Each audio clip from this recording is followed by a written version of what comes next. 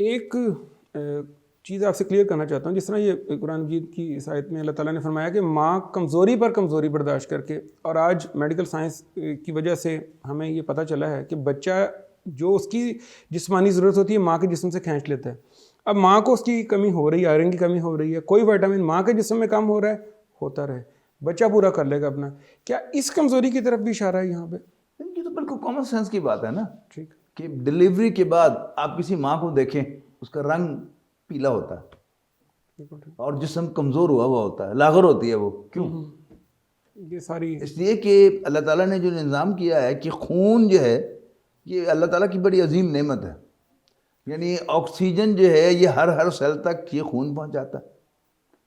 ٹھیک ہے جی. اور اسی طرح ہارمونل سسٹم سارا کا سارا وہ خون کے اندر مختلف غدود اپنی سیکریشن بناتے ہیں اور خون میں ڈال دیتے ہیں, اور خون ہر جگہ اس کو پہنچا دیتا ہے.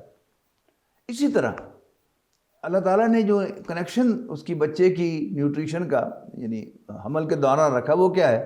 وہ پلیسنٹا, کہ اس کا جس کے ذریعے سے وہ ماں کے جسم کے ساتھ کنیکٹڈ ہے. اور خون جو ہے جیسے جسم کے ہر سیل کے اندر پہنچ رہا ہے, خلیے کے اندر پہنچ رہا ہے, ایسے ہی بچے کو پہنچ رہا ہے, وہ کر رہا ہے. بچہ ڈیولپ کر رہا ہے, اور ظاہر بات ہے اس کی کمزوری جو ہے وہ ماں کو فیل ہونی چاہیے ہوگی. اور دوسری بات یہ کہ جو بچہ پیدائش کے بعد 2 سال تک جو اگر وہ ماں کا دودھ پیے تو دودھ کہاں سے بنتا ہے؟ پھر وہی وہ خون ہی سے بنتا ہے.